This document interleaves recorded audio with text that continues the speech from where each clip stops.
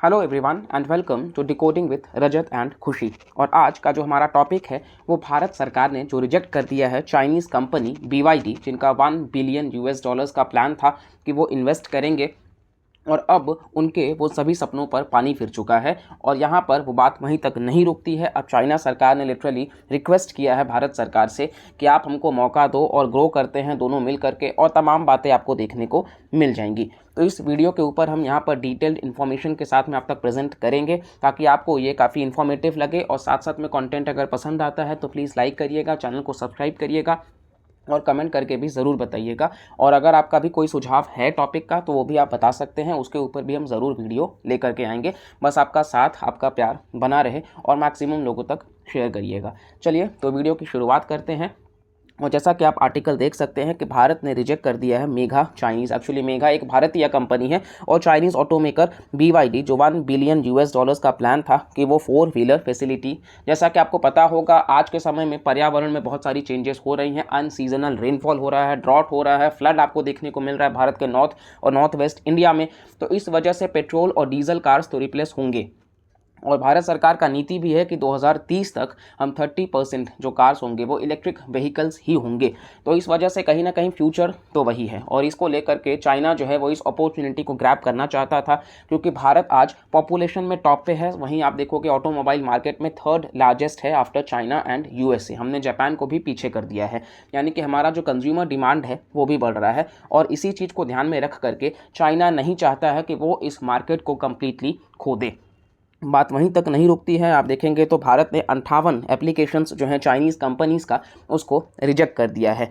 तो उनमें से आप फेमस देख सकते हैं। नाउ सबसे बड़ी बात यह है कि ये रिजेक्ट क्यों किया जा रहा है। तो 2020 में एक पॉलिसी लाई गई थी कि भारत सरकार जो भी FDI आएगा भारत में उसके लिए उनको गवर्नमेंट अप्रूवल लेना पड़ेगा अगर वो भारत के साथ लैंड बॉर्डर शेयर करते हैं। चलिए इसको आसान भाषा में समझते हैं। बेसिकली इन्वेस्टमेंट्स दो प्रकार के होते हैं। एक होता है आपका FPI, फॉरेन पोर्टफोलियो इन्वेस्टमेंट, जिसमें कोई भी विदेशी निवेशक जो है वो 10% या उससे कम इन्वेस्टमेंट अगर करता है, ज़्यादातर बॉन्ड या शेयर्स के फॉर्म में। और वो क्या है कि जस्ट बिकॉज कि वो लिक्विड करा सकता है बहुत आसानी से, तो वो रातों रात जा सकता है और वो स्टेबल नहीं माना जाता है।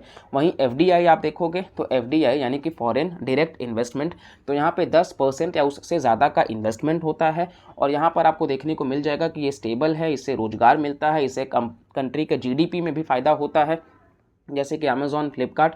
तो भारत या कोई भी कंट्री चाहती है कि ज़्यादा से ज़्यादा FDI आए। लेकिन समस्या ये है कि चाइना जो है वो आज के टाइम पे बहुत बड़ा, आप देखोगे, फैक्ट्री ऑफ द वर्ल्ड बन चुका है। तो उसको रिप्लेस करने के लिए, हम आत्मनिर्भर भारत को अपने बढ़ावा देने के लिए, हम अपने लोकल वेंडर्स को, लोकल जो मैन्युफैक्चरर्स हैं उनको बढ़ावा देने के लिए हमने उन चाइनीज़ कंपनीज़ को आना मना करा इसके तहत। और इसी वजह से आप देखेंगे कि जो भी 10% या उससे ज़्यादा का इन्वेस्टमेंट करना चाहता है FDI के फॉर्म में, जो भी कंट्रीज़ भारत के साथ लैंड बॉर्डर शेयर करते हैं तो वो इन्वेस्टमेंट नहीं कर सकते हैं बगैर गवर्नमेंट अप्रूवल के। और क्योंकि ये गवर्नमेंट अप्रूवल कंपलसरी है तो सरकार रिजेक्ट कर देती है। पहले सिर्फ ऑटोमेटिक अप्रूवल था तो आसानी से एंट्री मिल जाता था। नेक्स्ट आप देखेंगे तो बात वहीं तक नहीं रुकती है। टेस्ला जो है इलॉन मस्क जी की कंपनी, जो विश्व में सबसे बड़े आप देखोगे रिचेस्ट पर्सन भी हैं, जहाँ पर आप देखेंगे हाल ही में नरेंद्र मोदी जो हैं वो जब US के स्टेट विजिट पर गए थे तो वहाँ पर वो उनसे भी मिले थे और कई सारी बातें भी हुई थी। तो आपको देखने को मिल जाएगा कि वो फैक्ट्री भी इस्टाब्लिश कर रहे हैं, हैदराबाद में बात चल रहा है। तो ये बेसिकली आप देखोगे कि कहीं ना कहीं 20 लाख US डॉलर्स का इन्वेस्टमेंट माना जा रहा है, जहाँ पे 24,000 गाड़ियाँ आपको देखने को मिल जाएंगी डॉलर का वैल्यू पे इसको बनाया जाएगा, ऐसा पीयूष गोयल का रिपोर्ट भी बता रहा है। कुल मिला करके चाइना इससे और बौखलाया हुआ है कि आप US की कंपनीज़ को मौका दे रहे हो लेकिन आप चाइनीज़ कंपनीज़ को मौका नहीं दे रहे हो, आप फेयर नहीं कर रहे हो, और तमाम सारी बातें। और इसी बीच आप देखेंगे, जैसा कि आपको हम बताएं, world's 3rd largest auto market है, तो चाइना भी नहीं चाहता है इस मौका को गंवाना। और ऑलरेडी आप देखेंगे तो ट्रेड डेफिसिट भारत फेस करता है चाइना के साथ में, यानी कि हम जितना का इंपोर्ट करते हैं वो ज़्यादा है एज़ कम्पेयर टू एक्सपोर्ट, और ये अपने आप में वैल्यू बहुत ज़्यादा आपको देखने को मिल जाएगा।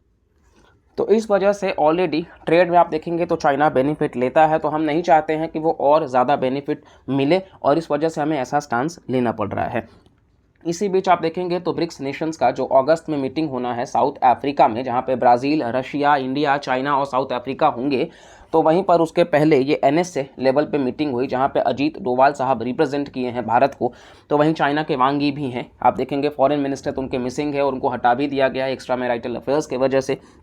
तो चाइना ने लिटरली अर्ज किया है भारत को कि वो म्यूचुअल बेनिफिट को दे बढ़ावा, और साथ साथ में जो भी बॉर्डर टेंशन्स है चलो उसको भी रिजॉल्व कर देते हैं। उन्होंने बोला कि आप अरुणाचल प्रदेश आपका है, चलो हम मान लेते हैं, आप सिर्फ अक्साई चेन हमको दे दो। इसको लेकर के भी भारत ने साफ साफ मना कर दिया है, क्योंकि अक्साई चेन जो है वो भारत का इंटीग्रल पार्ट है और 1962 में आप देखोगे कहीं ना कहीं चाइना ने उसको ले रखा था, एक्चुअली पाकिस्तान ने उसको गिफ्ट कर दिया। तो तमाम प्रकार की बातें आप देखेंगे। इवन BRI जो बना रहे हैं वो बेल्ट एंड रोड इनिशिएटिव, वो भी जो हमारा भारत का कश्मीर है, जहां से आप देखोगे कि कहीं ना कहीं जो पाक ऑक्यूपाइड कश्मीर बेसिकली हम उसको बोलते हैं, गिलगित बाल्टिस्तान का जो रीजन है, तो वहां से इसको बना रहे हैं और भारत से एक बार भी वो कंसर्न नहीं लिए कि हाँ भारत से कंसेंट ले लेते हैं इस चीज़ को लेकर के, क्योंकि वो हमारा ही टेरिटोरियल इंटेग्रिटी और सॉवरेनिटी का पार्ट है। लेकिन चाइना उसको हमेशा से नज़रअंदाज करता आया है। बॉर्डर टेंशन आप देखेंगे डोकलाम से लेके गलवान वैली तक, तो चीज़ें हमेशा से जब बढ़ती आ रही हैं, आप कहीं ना कहीं मतलब स्ट्रिंग ऑफ पर्ल्स थ्योरी बना रहे हो और आप बिजनेस करना है तो आप भारत को याद कर रहे हो, तो भारत का ये जो रिटेलिएटरी स्टांस था वो बहुत ही बेहतरीन है। और इसी के साथ साथ अजीत डोभाल साहब ने बॉर्डर इश्यूज़ को भी रेस किया और उन्होंने कहा कि ये जो आप चाह रहे हो ये बिल्कुल भी नहीं हो सकता है। इसी बीच आप देखेंगे तो ये वो मैप है जो बेसिकली भारत का अक्साई चेन जो है उसको बात हो रही है, और इसी के साथ साथ में अरुणाचल प्रदेश का, और ये लीगल मैप आप देख सकते हो भारत और चाइना का, और बाकी जो भी साउथ एशियन कंट्रीज़ भी हैं वहाँ पे आप देख सकते हैं।